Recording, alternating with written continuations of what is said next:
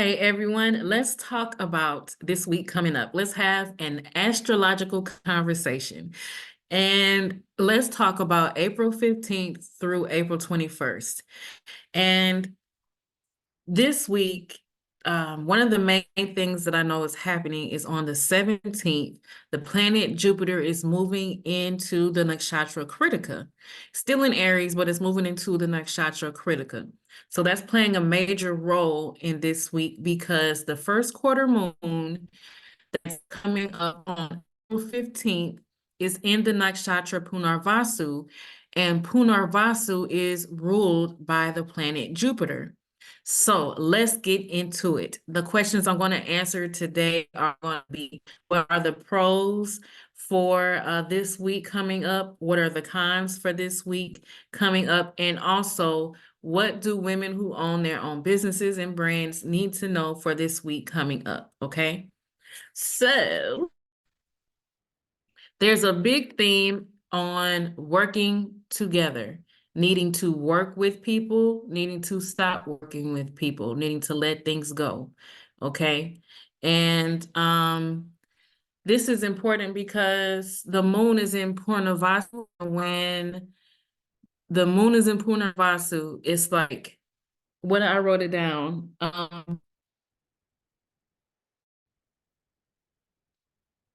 Attain knowledge to build something for the people or guide the people.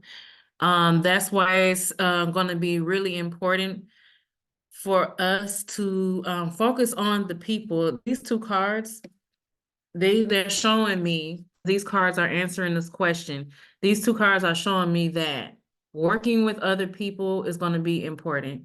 This card is working together with other people, and this is also Earth connection, Gaia. It reminds me a lot of the zodiac sign Aquarius. And it says, be mindful of the planet, come back to Earth and stay grounded. See, she's holding the world. So these two cards do remind me of working with other people and how important it is for us this week to make sure we're constantly gaining knowledge. We're constantly, let me see what else.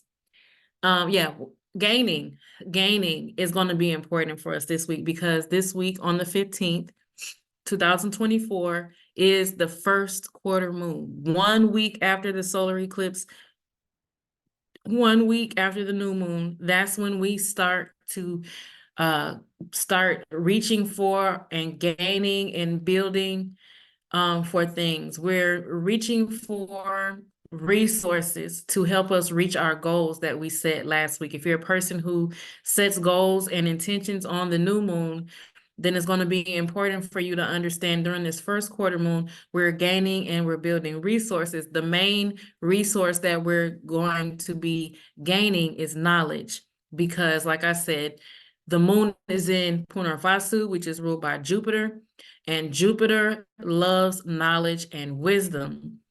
Jupiter is also moving to Kritika, where it's going to love even more knowledge and wisdom. It's going to have a lot of energy to gain more knowledge and wisdom. The energy is coming from the sun being in Aries now, okay? And it's 10 houses away from the first quarter moon. So 10 houses away is talking about our work environment. Okay, so we might need to gain more knowledge that's ultimately going to help other people, but it's going to be gaining more knowledge in our work environment. Also, the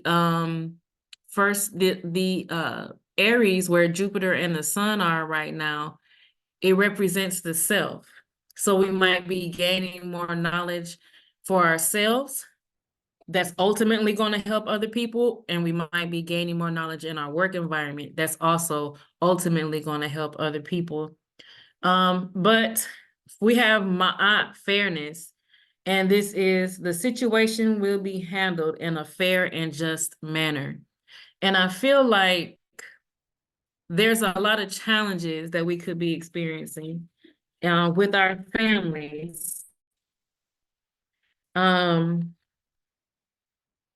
and the reason why is because Mars has its aspect, its seventh and eighth aspect on um the second house from the moon, which represents the family we grew up in, and also the third house from the moon, and that represents our siblings, cousins, and people we grew up around. So there might be challenges with these groups of people that we might come against, because the first quarter moon also deals with the challenges that we have to overcome to reach our goals and manifest our intentions. So family could be a challenge.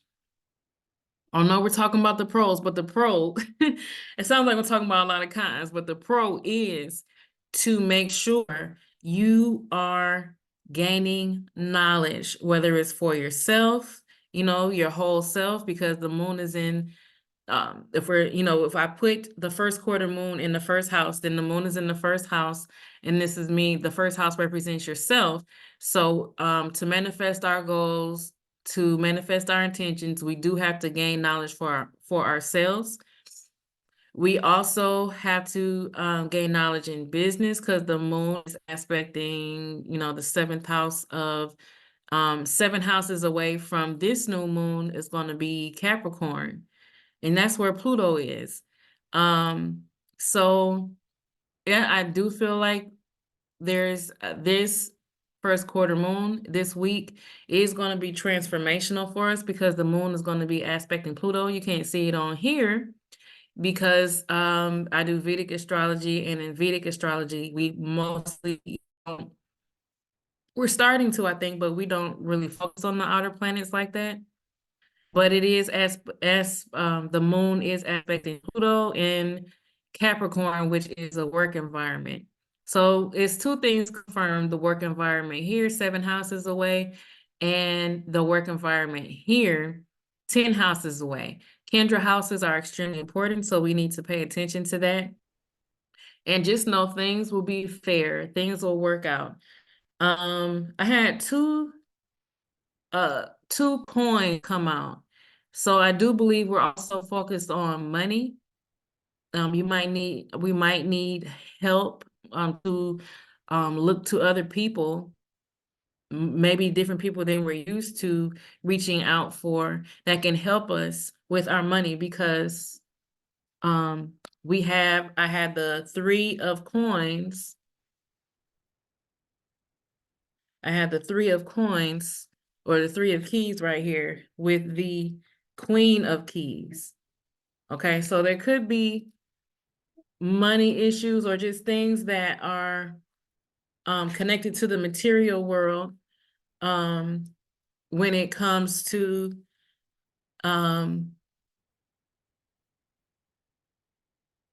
this first quarter moon that we need to focus on. So we have the reason why. Okay, so the reason why it could be a lot of changes going on that affect family is because 2 houses from this moon is Leo. Okay, Leo is really important for us. This zodiac sign, wherever it is in your chart, pay close attention to it, because there's going to be a lot of changes and transformations happening with it. The reason for that is because the solar eclipse just happened. And so this solar eclipse, the main thing that's important with the solar eclipse is the sun, and the sun rules the zodiac sign Leo. So there's a lot of changes and transformations that's happening in the sign Leo, and it's 2 houses away from this first quarter moon. So the second house represents money. The second house represents the family we grew up in. The second house also represents the selves, self-esteem, self-confidence, self-worth, things like that. Okay. So there's going to be a lot of changes and transformations with those areas of our life coming up this next week. Okay. So just be aware of that. And make sure you're learning from it. You're gaining wisdom from it. Okay. So those are the pros. Gain wisdom for yourself, for your work environment, and the cons. Let me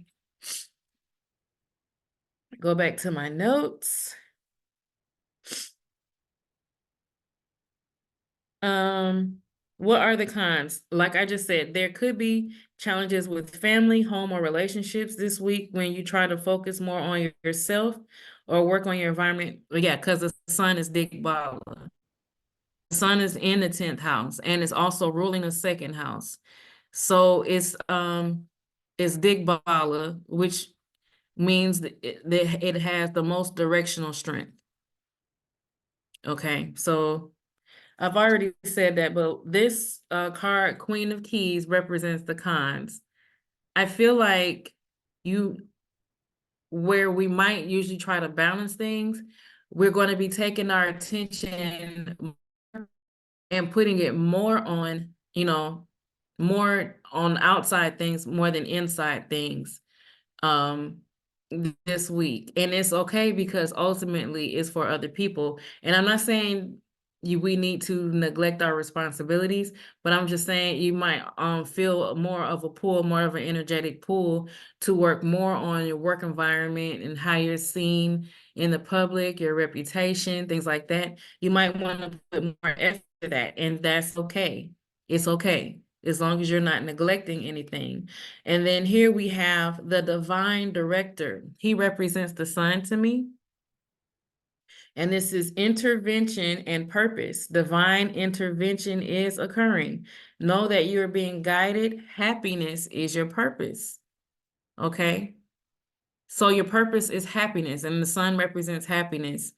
And so what could make you happy right now is focusing more on your 10th house. And then here we have Sedna. And Sedna is always about letting, it says a Sedna infinite supply. You are supplied for today and all of your tomorrows. The main thing with Sedna is letting go of what you think you need to hold on to in order to create, manifest infinite abundance.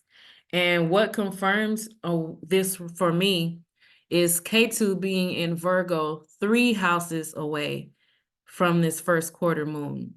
And like I said, the third house represents siblings. The third house represents people we grew up with, not in. That would be our mothers. It would represent people we grew up with. And K2 where we need to cut things off. K2 helps us to cut off things that are not helping our evolution, especially when it comes to spirituality. So we're cutting things off here three houses away from the new moon next week. Okay. And let's see, what is the last thing that women in business that own businesses and brands need to know? This week, you might want to meditate on how old, outdated mindsets that come from your family or ancestors are negatively affecting your work environment or career and could be negatively affecting your emotions. Okay, so the reason I'm saying that is because here we have the Tower card. And the Tower card, some say Mars rules the Tower card, and some say K2 rules the Tower card. Okay, but the Tower card is where we have drastic changes, and Mars is transformation, change, things that happen suddenly, all of a sudden. And Mars, like I said, does have its eighth. Yep, Mars has its eighth aspect on the third house, and the eighth is transformation. What you don't want to do is, if God or the universe or whatever is trying to remove things out of your life, don't hold on to them. Don't resist the change. Okay. Don't try to take control of the change. Go with the flow. And that's where you will experience the manifestation that you're looking for. Okay. So here we also have white eagle, ancestor spirit. Ancestor spirit. Connect to your lineage. A family wound or pattern can be healed now.